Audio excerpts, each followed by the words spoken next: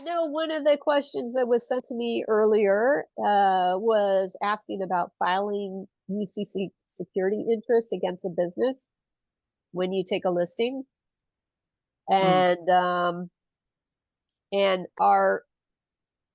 the representation agreement that I use, that CAB puts out, does give us the right in there to file a UCC-1 against a business for our fee.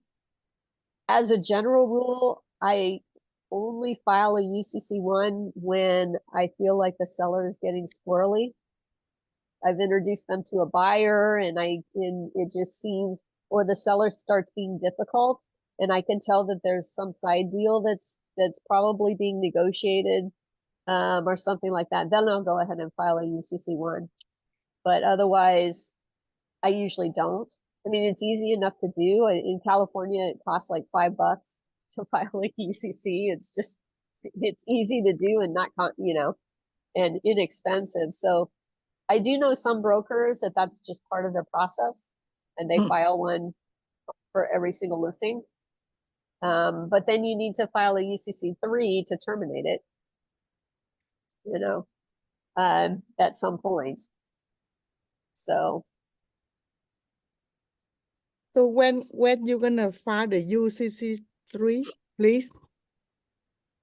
Well, so UCC-3 to terminate it, that's a good question. And we've had conversations about that with the attorneys on the forms committee with CAB. And some of them say, well, our representation agreement has a 2-year tail on it. So after the expiration date, you still have 2 years in there where if they sell the business to any of your buyers, your fee is due.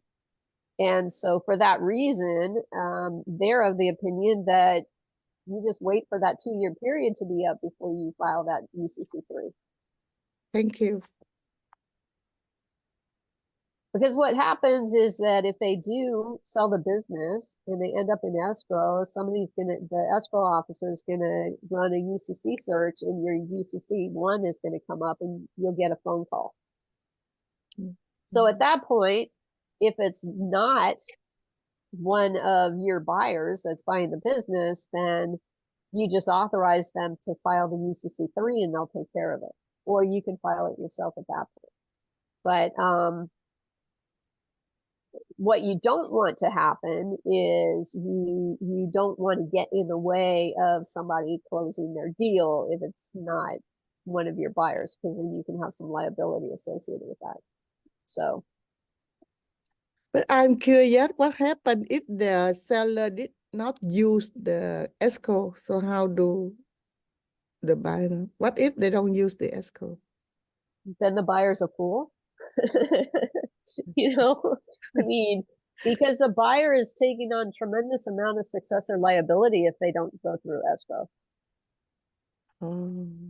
So most buyers, most buyers are going to want to go through escrow. A seller may not want to go through escrow. And there are times I have had some buyers that decided not to use an escrow, but that was larger companies where they had their attorneys doing UCC searches and things like that and handling the role of escrow. But if a buyer is going to buy a small business and the seller is saying, hey, I don't want to pay escrow fees, so just give me a cashier's check, the buyer needs to understand that if they do just give them a cashier's check or send a wire, there's a whole lot of successor liability that comes along. If the business owner owed any sales tax. I mean, I had a phone call one time from somebody, a girl, she said, my uncle bought this donut shop a few months back and he just got a bill for $25,000 in sales tax. And I said, well, did he contact the escrow company and said, well, they didn't use an escrow. Like, well, then your uncle has $25,000 bill he needs to pay.